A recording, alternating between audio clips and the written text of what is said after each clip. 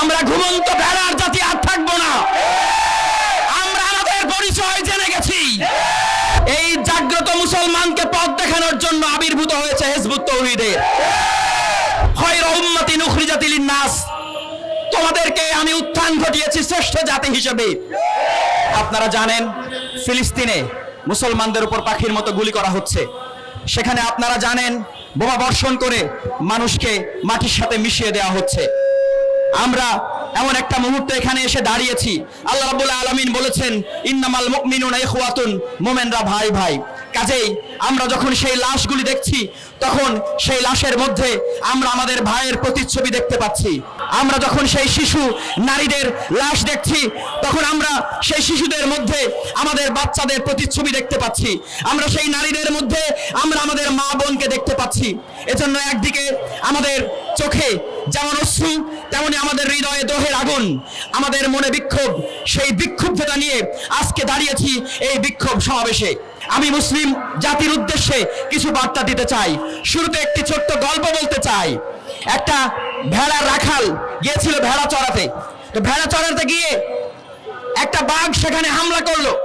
সেই বাঘ হামলা করার পরে ভেড়ার রাখাল গুলি করে সেই বাঘকে যখন হত্যা করলো তখন বাঘের একটা ছোট্ট বাচ্চা জন্ম দিল। সেই বাচ্চাটা সে এবার এনে তার ভেড়ার সাথে বড় করতে লাগলো। সেই ভেড়ার বাচ্চাটা যখন আস্তে আস্তে বড় হলো, ভেড়ার দুধ খেয়ে বড় হলো, ভেড়ার পালের সাথে বড় হলো, এরপরে ভেড়ার মতন ভ্যাবা করে ডাকে।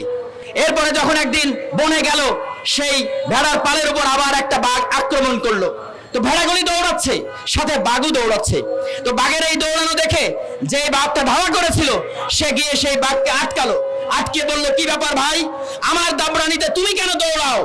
তুমি তো ভেড়া নও, তুমি তো বাঘ। তখন সে বলল, না আমি তো ভেড়া, আমি তো ভেড়ার সাথে বড় হয়েছি। তখন সেই বাঘটি কি করলো, তাকে একটা কুয়ার কাছে নিয়ে গেল, নিয়ে কুয়ার মধ্যে তার প্রতিচ্ছবি দেখালো। দেখিয়ে বলল, দেখো তুমি কি বাঘ নাকি ভেড়া? তখন সে নিজেকে চিনতে পারলো, সে নিজেকে বুঝতে পারলো। সে বলল, আমি তো বাঘ। তাহলে আজ থেকে আমি আর ভেড়ার পালের মধ্যে থাকবো না। আজ থেকে আমি জেনে গেছি আমি বাঘ। আজকে বনের রাজত্ব করব আমি।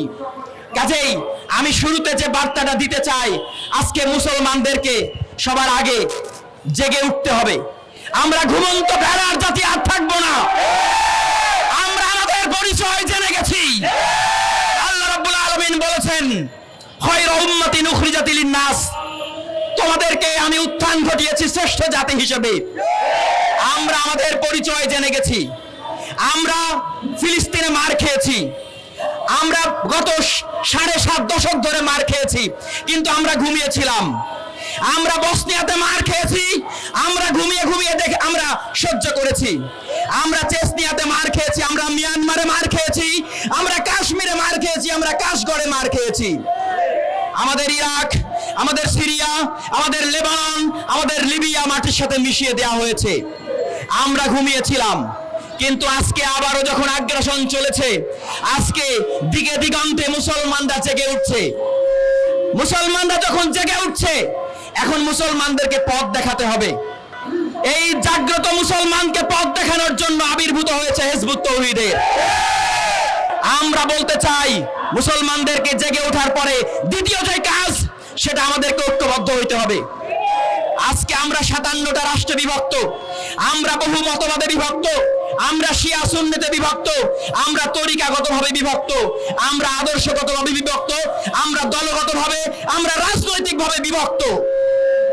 আজকে প্রত্যেকটা জাগ্রত সমাবেশ থেকে আওয়াজ উঠাতে হবে, আর বিভক্তি নয়, আর হানাহানি নয়, আমাদেরকে ঐক্যবদ্ধ হইতে হবে। এই ঐক্যবদ্ধ হওয়ার জন্য ডাক দিচ্ছে হিজবুত তাওহীদ। এই ঐক্যবদ্ধ হওয়ার সূত্র মুসলমানদের কাছে ছিল না, এই জন্য আমরা মার খেয়েছি। কিন্তু সেই সূত্র আল্লাহ রাব্বুল আলামিন আমাদেরকে দান করেছেন। যুগে যুগে নবী রাসূলুল্লাহ যেই সূত্রের উপরে তার উম্মাহকে ঐক্যবদ্ধ করেছে, আজকে আমরা সেই সূত্র পেয়ে গেছি।